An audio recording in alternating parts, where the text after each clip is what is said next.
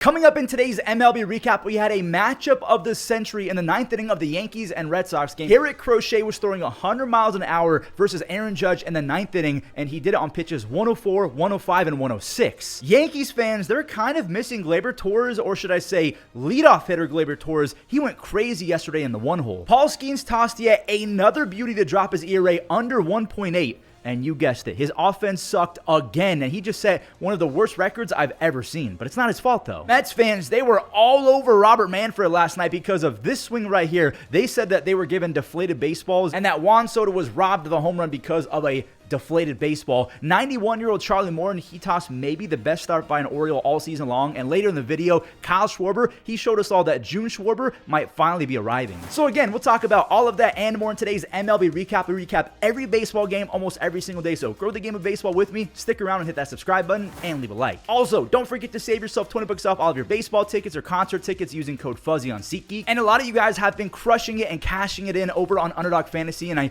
didn't realize how many of you guys are watching on TV or like bigger screen. So if you scan that QR code in the bottom left, you get access to a bunch of free stuff with code Fuzzy. You're welcome. Coming up first, if there was a world where average humans were sent away and only Titans were allowed to stay, Garrett Crochet versus Aaron Judge would still be a premier matchup on that world. The last time they faced off, Garrett struck out Judge 3 times, so this makes it 4 strikeouts in a row. Cedon, he gave Garrett the early lead with an RBI single up the middle, and Garrett, he kept it 1-0 for the next 2 hours. Make it 5 strikeouts in a row versus Judge, and now 6. Crochet is becoming Aaron Judge's daddy after a 5-pitch inning in the 8th inning. Garrett, he's back out for the 9th. Judge, he's up again. Let's go. This is going to be one of the most electric at-bats you'll ever see. So this is Crochet's first ever start into the 9th inning. This is uncharted territory. He was throwing 98 plus in the 9th inning, make it 100 miles an hour. He threw 3 consecutive 100-mile-per-hour fastballs, and Judge caught the 3rd one. No 7 strikeouts in a row. 441 feet later, it's over the monster. We are tied up on Judge's 26th of the season. Garrett, his day is done after 8 2/3, only 1 run. He has a 2.2 ERA on the season. Now we have some chaos. DJ, he went down the line. Is that fair or foul? Why don't we have the tennis system in baseball? Aaron Boone, he's irate because they called it a foul ball. He threw his gum. He was ejected. Also, by the way, DJ was ejected a few pitches later after he got out. And now we have a former Yankee, Carlos Narvaez, walking it off. I thought it was a walk-off home run. The rookie catcher has a 127 OPS plus and brick wall defense. This is the first time the Red Sox have won 3 games in a row all year. Boone, he had some harsh words after the game. A quarter of the ball is on the line. Whatever. It's over with. They miss in real time and don't have the courage to overturn. So that's it. It blows my mind that at one point the Yankees had Carlos Narvaez, Ben Rice, Austin Wells, and Agustín Ramírez all as catchers in their system. Agustín already has 9 home runs. He took out his 9-iron to golf that one out, and now he's got his driver out. This ball went 25 rows deep. I've been in Nationals Park. This was a long home run. He's 100% going to be a DH or a first baseman because his defense stinks, or maybe they can improve it. I don't know, but he goes 447 feet for his 10th of the season. The Marlins got some doubles from Wagaman and Myers to make it 6-0, but I got to jump to this James Wood moon bomb. 451 feet for his 17th of the season. He's only 22 years old. He's on pace for 40 home runs, 21 stolen bases, and an almost 7 F4. The Marlins, they tacked on a few more, though, and good thing that they did because the Nationals started going brazy. That's a Nick Fortes RBI single. Same with Xavier Edwards. He went to no man's land. I don't know how the speedster ended up being a sitting duck at second base to end that inning. James Wood, it's a 4 RBI game thanks to a 2nd RBI extra base hit of the game. Then you had singles from Nathaniel Lowe, Alex Call, Keibert Ruiz. It's now a 1-run game, but then Eric Wagaman clutched up again with a 2-run single. He's batting .292 with 12 RBIs his last 24 games. The game ended up being 11-7, but then the Nationals answered with some more RBIs. It's 11-9. A rain delay made it a 6-hour game. The Nationals do end up losing. They've lost 6 in a row. Both teams, they have some fun pieces for the future. They just have to spend some freaking money. I'm not even saying they got to spend Dodgers money. I would just want them to get up to what, I don't know, 120, 150 million dollars. Like, is that too much to ask for? The Giants, they spent some money. They gave Willy Adames a ton, and again, that kind of proves my point. I'm not saying the Giants are a small market team, but they're spending money. They've been trying to since Carlos Correa, Aaron Judge. They want to spend money. Good for them, but also not good for them because Willie does have 8 home runs, but he's batting an embarrassing .204 on the season. Now, the Dodgers did tie it because the new catcher, I'm not saying that he replaced Patrick Bailey. Bailey is on the IL. Andrew Kisner could not hold on to the seed from Yaz, so Pages, he gets the RBI sac fly. Now we have an interesting 3rd inning, kind of a funny one because MLB could do something about this. this. A strike 3 to Willie was called ball 4 to Elliot Ramos, and I agree with Dave Roberts. It was the exact same spot. Yamamoto got a second out, so who knows if Elliot would have gone out had that pitch been called a strike instead of ball 4. Instead, the bases ended up loaded for Casey Schmitt, who just unlaunched on a pitch for a grand slam halfway up the bleachers. That was an instant perfect animation that reminded me of A-Rod back in the day. If you guys ever played the game The Big Stew, Alex Rodriguez had a no doubt kind of quirk, and every time he hit a ball, it just was automatically out. That's what this home run was. Logan spun his web. I think that's the first time I've been able to say that this year. 6 scoreless with a few punchies. There goes the shutout. A 2-run home run for Teoscar Hernandez. That's back-to-back games in a row for Teo with the home run. Kiz, he dropped the tag earlier, and he made up for it with a long ball. So Andrew Kisner, he has a home run to pretty much end the scoring as Ryan Walker. He seals it. Webb, he's only 6-5 despite a 2.5 ERA. The Giants are now tied for first place in the West. Both the Dodgers and the Giants are 41-29. The Diamondbacks, they're not giving up. The Snakes, they could win 3 in a row and get within 5.5 games with the W over the Padres. So this is a vital series. I don't care how early in the season we are. This is big. Nando, he slashed from the right field. That's an easy 2-bagger. And then he showed off the legs. He tagged in a ball to shallow center field, and he scored on the ugly defense from Arizona. More ugly defense coming right up, but they got bailed. The failed throwdown was taken back because Moreno's throwing elbow nailed the home plate umpire. The Padres do not score in that inning as Tyler Wade flies out. Josh, he nailed one again. Josh Naylor, he tied it with his 9th home run. He's batting .351 with 16 RBIs, only 8 strikeouts his last 15 games. He has a .302 batting average on the season. He's breaking out ever since I said he stinks after the first 2 months of the season. Perdomo untied the game with an RBI single, and Corbin, he might be adding to it. Wade, he can leap, he can rob this. Nope, it's over the wall. That is 3 consecutive seasons for Corbin with 20 home runs to start his career, but he did it in mid-June of 2025. He might hit 45 this year. Lourdes Gurriel Jr. took over on both sides of the diamond. There he is with an RBI single, and now he's taking away base hits from Luis Arraez. It kind of reminded me of the marathon button from, you guys remember Call of Duty where you had to mash down the marathon to sprint? Yeah, he turned on marathon right there. Wait, hold up. I botched the intro. The Snakes have already won 3 in a row. This makes it 4 wins in a row. They're still 5.5 games back, but a big tip of the cap to Ryan Nelson. He's only really had 1 bad blow-up start all year, and he's been pretty solid aside from that. The Diamondbacks are not backing down. Oh, wait, I forgot to mention something. I didn't have this in my script, but it just came to me. Justin Martinez. Oh, no. He needs Tommy John. This dude, what did the Diamondbacks do to the baseball gods? All right.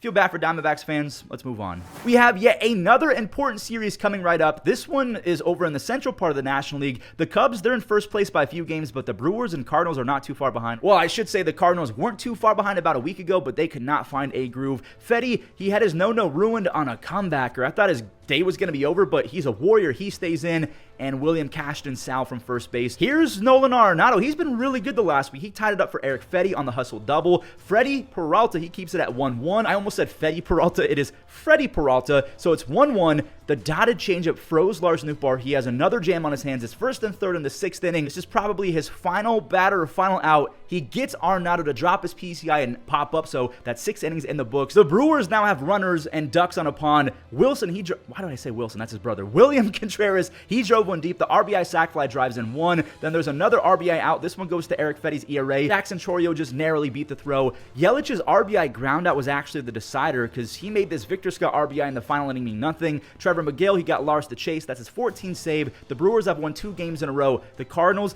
they have the 3rd worst OPS as a team the last 15 days. They're also bottom 5 or 6 in ERA. Nothing is going right for them. They've lost 6 in a row. Paul Skenes and the Pirates could help out the Brewers. A win would put the Brewers at 4.5 games back of the Cubs. Paul, he was insane again. He has a 1.78 ERA thanks to 5 scoreless, but it was only those 5 because the Cubs, they were fouling off everything. He only had 2 walks, but again, long at-bats made him throw 95 pitches in 5 innings. His defense thankfully kept it scoreless on a perfect relay. By the way, who started for Chicago? Oh, the rookie Cade Horton. He almost went 6 scoreless, but he also got no run support. Both teams, they waited until the 8th to score. O'Neal Cruz, he had an RBI ground out. The former first overall pick Henry Davis scores safely. Dansby, another former first overall pick, he didn't leave the infield either. That's an RBI fielder's choice. We're in the 10th inning now. The bases are loaded after a Brian Hayes chopper and a Henry Davis walk. IKF, he simply did his job. He put the ball in play. And David Bednar, he's been so good lately. He has a 2.4 ERA with 22 strikeouts his last 14 2/3 innings. He has 10 saves. The Brewers are 4.5 games back of first place, and they're about to get back Brandon Woodruff as well as Garrett Mitchell in the next few weeks. The Cubs are obviously the top dog right now, but will the Brewers creep up and take it? Let me know.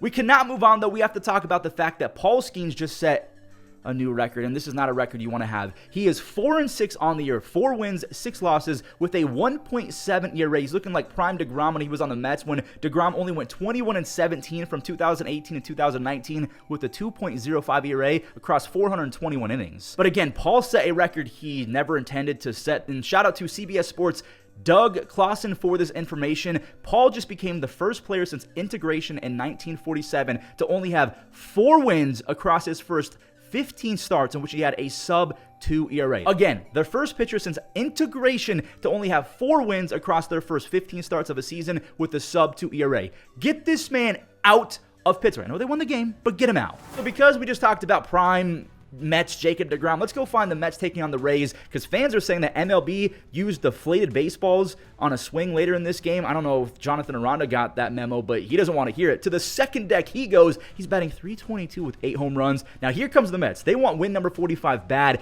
Taj Bradley got hit by a comebacker, so it's 1-1 on the Starling Marte single, 2-1 as Tyrone Taylor beat out the double play. And oh boy, this is as bad as it gets for a pitcher. A bases-loaded 4-pitch walk. Soto, he's handed the free RBI. Taj lost full command, and Eric Orzi, he came in and he was really good. He almost got the Rays out of it. He struck out Alonso. He popped up Jeff McNeil. Only Starling Marte was in his way, but Starling found a hole. It's a 3 RBI game for Starling. The Mets, they won the first half of this game handily, but Tampa won the second half. Paul Blackburn, he was terrible. They took out Clay Holmes after 1 earned run across 7 pitches. Why? Jake Mangum had a 2-run single. He's batting .302 as a rookie. Jose Caballero made it 5-4. And now it's tied. Cameron Meisner scores. Jake Mangum and Danny Jansen showed that the balls are not deflated. A 2-run Jansen jack. It is 7-5 Rays, but here's that deflated ball moment. Juan Soto hit a baseball 111 miles an hour at 22 degrees. He had a .990 expected batting average on it, and it settled into an outfielder's glove. That is as unlucky as a baseball hitter can ever get. Pete Fairbanks, he now has 13 saves on the season. The Rays are now 37-32, but now we got to talk about the Tigers because they want first place in all of baseball back. If the Tigers win this game, we'll have even more flip-flopping for the best record in baseball. Fans, they got access to the home run derby a month early because baseballs, they were flying in this one. Gleyber, he destroyed a Nick Martinez 90-poo fastball, 412 feet. So Gleyber's hitting leadoff. TJ Friedl also hits leadoff, but for the Reds, obviously, he swatted out his 8th of the year. Riley Green, how does he swing like this? Sometimes I watch him swing and it doesn't compute in my brain. I've never, ever in my life seen such an uppercut swing, but you just got to tip your cap because it works wonders for him. He has 14 home runs. That ball went 426 feet. Javier Baez, another home run. Let's go. The 3rd solo home run for the Tigers already. This is the 5th solo home run of the night in general, and it belongs to Elly De La Cruz, who's batting .350 with 12 extra base hits his last 18 games. He now has 14 home runs on the year. Riley Green, dude, he's still insane. Like, actually insane. He sliced one with the bases loaded. Everyone scores. He has 48 RBIs. Gleyber, no way. This kind of looked like a defensive swing, like an emergency. I just got to put my barrel on it, and it left. He has 7 home runs and a .373 on base. It makes a lot of sense why he's in a leadoff spot. Javi, another Tiger with 2 RBI extra base hits. And there's Jake Rogers. He secures a multi-RBI game, 2 RBIs on 1 swing to get it to 11. The Tigers are 21 games over 500, and they reclaim tops in baseball for the best record. The Astros won by a bunch as well, and it all started with some rookies and a ton of base runners. Rookie Cam Smith, he played a 2 in the first inning, and here's another rookie, Jacob Melton. He made it a 3 spot. 2 more are scoring, but this time it's in the second inning off the bat of a veteran, Jose Altuve. It's 5-0 versus the Twins already, 7-0 on a Jacob Melton 2-run triple. The rookie is going off. He hits the ball pretty hard, and he's top 8% in sprint speed. The Astros got another easy run off the bat of Dubon. That's a sac fly. Willie Castro, he smoked a home run for the Twins. Only have Jose Altuve take it right back. I don't know how Jose Altuve's left, but they both went to the Crawford boxes. This sucks. I know that Royce Lewis just rocked out a solo home run. I'm not going to show it because I just feel bad. A few innings later, he left with another hamstring issue. He might be turning into Grady Sizemore. The baseball gods are just refusing to allow him to stay healthy. Jeremy Pena, he secured a, wait for it, 4-hit game. He has a 4.1 WAR on Baseball Reference already. He's batting .333 with a near 150 OPS plus. Ty France, he has 5 home runs, a nice little on-base streak going, but the Astros, again, they win easy. They've won 3 in a row. They're 39-30. The Twins are 36-33, so still good, but also not great. Same with the Guardians. Like, they've been decent, but also awful.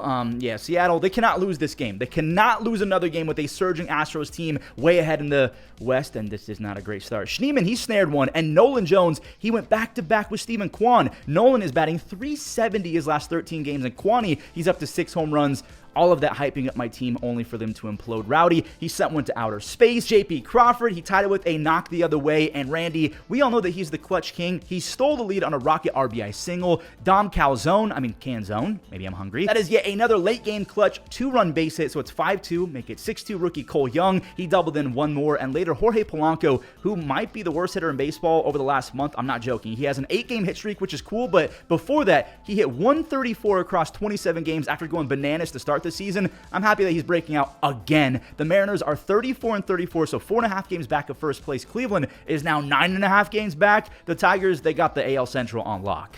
I mean, even the Royals are 11.5 games back. Michael Walker, he got hit around after Salvi gave him an early lead to work with. Fellow catcher Austin Wynns, he sent one out for the A's. I didn't even know that he was on the A's. Look who's back, the rookie. First name, Nick. Last name, Kurtz. He's back in the lineup, and he snatches the lead. And Luis Urias, he added to it with the A's second solo home run of the year. Urias has a 340 on base and 7 home runs this year. That's pretty good. Soderstrom, he took a bases-loaded walk. And rookie Max Muncy drilled one back where it came from for a 6th spot. Mason Miller, what's going on with Mason Miller this year? He had 2 walks to start the 9th inning. Nick Lofton drove in both of those guys on a 2-run triple, so he has back-to-back games with a 3-bagger. John Raves scored Lofton on a long sac fly, so it's a scary 9th inning for Mason, who now has a 5.55 ERA. He does eventually end it thanks to Blue. That ball was 18 feet outside. Waters, he popped up for the 3rd out. The A's 27-44. The Royals have lost 4 in a row. They're 34-36. Ryan McMahon of the Rockies, he went to dead central for a monster 441-foot home run. The Rockies ended up with 4. The Braves got 1 on a Matt Olson sac fly. So this is a game-tying home run. Michael Harris hammered out a 3-run home run off of Jake Bird. Bird has been insane and nasty all year, so that's an impressive home run. Marcell, he got one to go too. The Big Bear also ripped a 3-run big fly. He has 11 home runs and a 392 on base thanks to 65 walks already. Actually, I read that wrong. He has 65 strikeouts, 51 walks. 51 walks is still a lot at this time of the year. Matt Olson joins Harris and Ozuna with a 3 RBI day. His 2-run single got it to double digits. All 3 scored, by the way, on an error. Ozuna ended up with 4 RBIs to make it 12 runs. The Rockies are a real-life slump buster. They have a 5.72 ERA as a team this year. The Braves, they're 30-38, but let me know in the comments down below. I want you all to predict their 2025 record at the end of the season. What are they going to end up as? A 500 team? Are they going to finish 10 games over 500? What's their record going to be when it's all said and done? The Blue Jays got put in their place for the first time in a while. The Phillies told them to go stand in the corner and think about what they just did. Brandon Marsh, he got one just past Addison Barger. It's a 2-run. Wait, no, Kemp, he was thrown out at home, so it's a 1-run double. I should say an RBI double. Great relay by the Blue Jays. I'm going to give them that. Schwarber, he said, all good, Marshy, I got you. A 3-run home run. Miles Straw had a really nice attempt just like Addison Barger, but they're both out of reach. Schwarber has 22 home runs and 50 RBIs. He's on pace for 3 consecutive 100 RBI campaigns, but his first ever 50 home run season. By the way, I should mention that he has a 915 OPS in the month of June for his entire career. That's the highest month OPS of his career by far. Otto Kemp has some nice tools. That is a perfect swing on the off speed. He takes it the other way. It's 5-0 for Ranger Suarez, who is about to be a free agent, which I completely forgot about. And check this out. He went 7 scoreless with 6 strikeouts. He allowed 7 earned runs his very first start of the season. He's allowed 6 earned runs in 7 starts since that point. Again, he's 29, about to be a free agent. He's already cemented himself as one of the more clutch pitchers in postseason history. He's going to get a bag. JT Realmuto kept cashing in with runners in scoring position. That's his second base hit of the night. And after a Marsh sac fly, Trey Turner singled home my friend Bryson Stott. He channeled his inner Trey on that slide at home. The Phillies, they finally get into the 40-win club. The Jays are 38-31. Back-to-back shutouts coming up. The 87-year-old Charlie Morton has been on fire the last month. Christian Moore of the Angels, he's making his debut. He's taking pictures, he's signing autographs, and we're playing in the rain, I guess. Christian Moore did strike out in his first at-bat, but he shouldn't feel bad because Morton was striking out everyone. Ryan O'Hearn, he hit one into the rain, his 10th of the season. He's been in a little slump, so he took out his anger on that bat flip. Here's Charlie Morton, who had 10 strikeouts in 5 innings. He's got a 3.1 ERA with 43 strikeouts his last 10 games. Ramon Laureano, dude, where was this in Cleveland? He has 8 home runs, a 144 OPS plus, and over his last 106 games, dating back to when he was a Brave last year, he's hitting .291 with 18 home runs and an .860 OPS. Again, where was this in Cleveland? There was a long rain delay, but the game eventually ended on Felix Bautista's 13th save of the year. That's just the second shutout all year by the Orioles. They're 28-41, but they're 9-4 since May 30th. The Halos are 33-35. Easy final game before we talk about the Web Gems. Josh Smith is the gift that keeps on giving from that Joey Gallo solid trade. He scored himself in the third after scoring on a Seager sac fly in the first. Josh Smith has been one of the best hitters in baseball to start June. He has 5 consecutive multi-hit games. He has 7 extra base hits and 8 RBIs in his last 11. He's about to win back-to-back Silver Sluggers for utility players. Evan Carter is playing like 2023 Evan Carter the last week. Now, he did not feel great after. I think he left the game with a wrist contusion. I am praying that he's going to be okay because, again, he's been a monster. Same with Marcus Semien. He's been prime Semien for a few weeks, I should say. 413 batting average with 8 extra base hits and 10 RBIs his last 10. The Rangers, they used 7 pitchers. This was the only run allowed by them all day. Luis Robert Jr. tacked on 1, but Robert Garcia, he had a terrifying 9th. He walked the bases loaded. It didn't matter. He strikes out Michael Taylor for his 5th save. The Rangers have won 2 games in a row, but they're 5-1 their last 6. Wow, another big boy recap in the books. That one took forever, so thank you guys so much for watching until the end. If you did, don't forget to leave a like and subscribe. Thank you all so much for all of your support. I'm talking to every single one of you. Thank you. I really mean it. Enjoy the web gems, and I'll catch you guys soon. Center field, Isbell dives. And is hitting 213, slaps it towards shortstop, backhanded on a slide by Turner, and his throw. And shortly grabbed there by Volpe. The throw to first. Got him. Slow roller, Mason's going to charge, fast runner, bare hand and a rocket to first. Bounce on the left side, backhanded by Wilson. Off balance throw, got him.